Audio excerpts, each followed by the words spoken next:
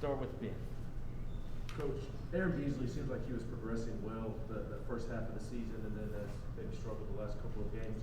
Would you agree with that assessment, and how would you kind of describe his season to this point? I wouldn't agree that he struggled. I thought he didn't play up to standard in the Alabama game.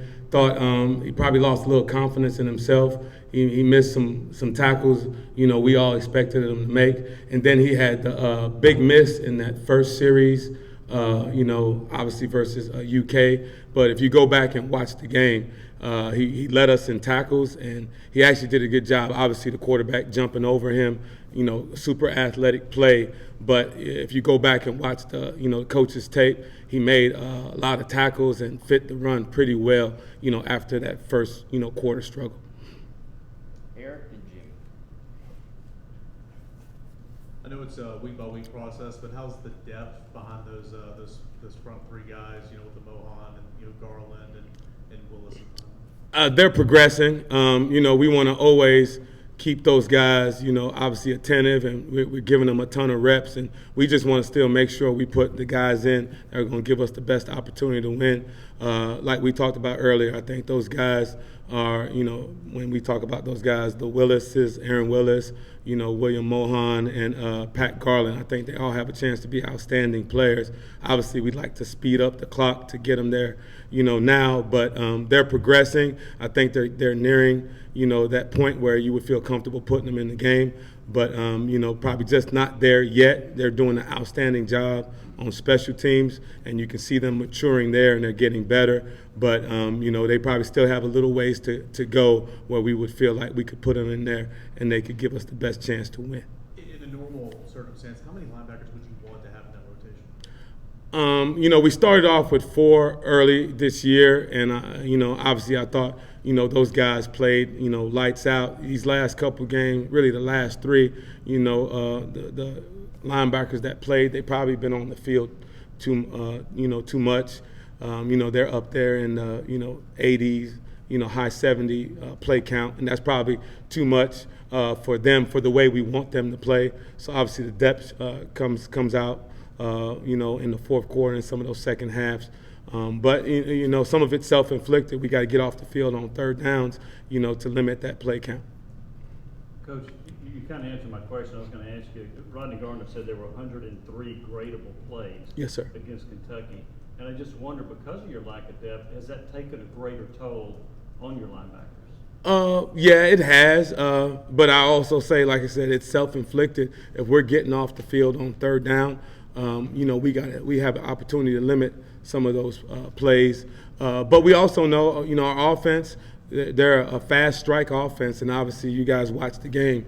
There was a couple plays, the first play of the game was a touchdown. So, we're going to be on the field. And then obviously when you score on defense, that takes a possession away from your offense, and you have to go back and get another possession on defense, which we don't mind. We'll always take the points. And, those are times where you wish you had a little bit more depth. But the guys are battling through. They're all, obviously have minor injuries, nicks and bruises, but they're battling through it and giving us everything that they have. Adam and Brent.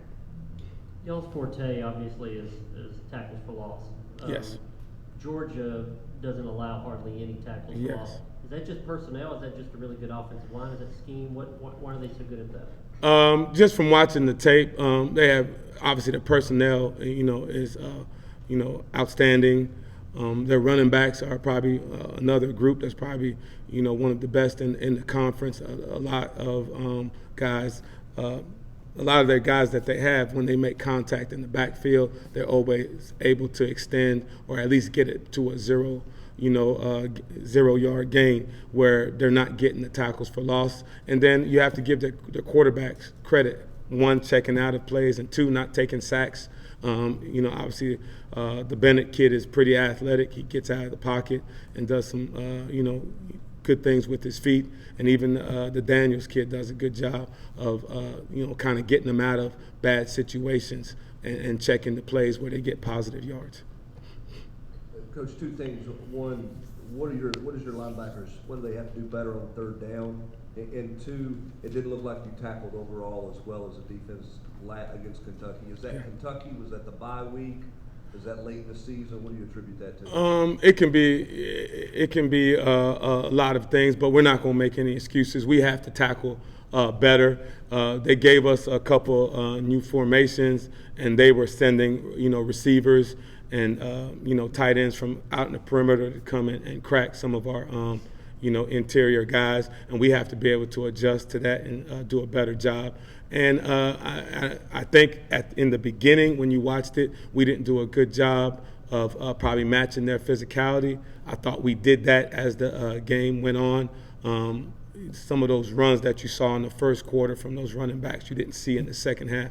I thought we did a really good job of matching their intensity and then passing their intensity, as far as the run game. And then we just, have to do a better job of tackling in space as a team. As like you said, that's the name of the game nowadays with football. People are going to try to get you in space and, put their good athletes in space and see if you can make tackles. And we didn't do a great job of that on all three levels, and that's something we've been working on this week. And third down play for your linebackers, what do you need more out of that group? Just understanding down and distances, and everybody has their third down packages that they're going to run to get first down. So it's always being stick aware, understanding how deep their drops need to be, and understanding pass protections. As we want to pressure on third down, we have to be able to beat one-on-one blocks. Even when we pressure, if we pressure with 5 and they're blocking with 5, we have a couple guys in one-on-one situations. We have to start winning those situations. Patrick and Wes. Coach, kind of following up on the third down stuff, as you guys seem, I don't want to say play a lot of zone, but the linebackers do seem to play a lot of zone. What do you guys need to do? What makes a good zone defender as a linebacker? Where can you guys maybe get better? It's not to cut you off. It's spatial awareness. If you're playing zone defense, obviously it's no different than playing zone defense in basketball. You have to be able to follow the ball. In zone defense in football, it's the same. The ball is in the quarterback's hands. You have to be able to work within the framework of the defense, understanding how the offense is trying to attack you. And if we are in a 4 under 3 deep zone coverage and they get 5 guys out, obviously they have an advantage. So we have to do a great job of tracking the quarterback and being able to break on the ball when it's thrown. Brian, what does it sort of say about your defense that being on the field for 100 plays, it's been talked a lot about the depth and how much of a problem that's caused, but with the game on the line, even after that sort of deflating 4th and 24, Yeah. They go out there and they get 4 consecutive stops during the game? I think it says it's the culture of our program. It's kind of what Coach Heupel is building, and I've been doing this for a long time. And I've been on the wrong end of those games a lot of times. I think it speaks to the character of our team and, the players believing in, what Coach Heupel and what the staff is preaching. Because, after that 4th down, I'm not sure many people watching it thought that the Vols were going to win that game after giving up that long 4th down. And the kids battled back. They never panicked. We called a couple pressures, and they ran them like it was the first play of the game. They found the energy and the will to go and run them, and we got some pressure on Levis, and that was the difference of the game. So, like I said, I've been doing this for a long time, and I've been on the wrong side of that, after you give up a big play like that. So I give them all the credit in the world. Eric? Yeah, kind of on that again. Overall, how would you assess your linebackers blitzing, and is that something we can maybe expect to see more of the last few games? If you ask them, we used to blitz every play, but we want to do a better job of not showing blitzes. We did that versus UK, so we have to do a better job of playing within the system. And I always say you never want to over disguise where it takes away from your ability to get your job done, but you also don't want to tell the whole stadium you're blitzing as soon as they line up in the formation. So we want to be multiple in how we blitz, but when we do, we have to be more effective.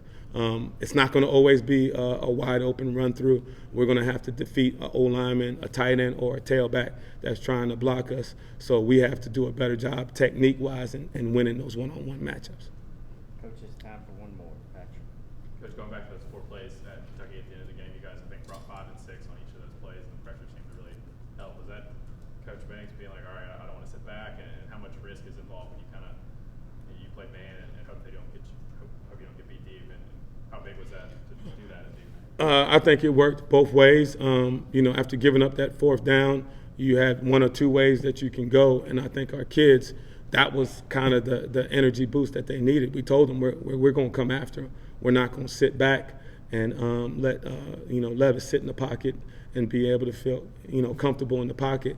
And we had the confidence that we could cover and pressure, and they had the confidence in the calls to go out there and execute it. So I think after that play, we obviously we had the timeout. When we got together, we all were on the same page. The kids knew we had the confidence in them to go pressure, and obviously they had the confidence that when we called it, that they'd be able to execute it. Thank you, Coach. All right, thank you.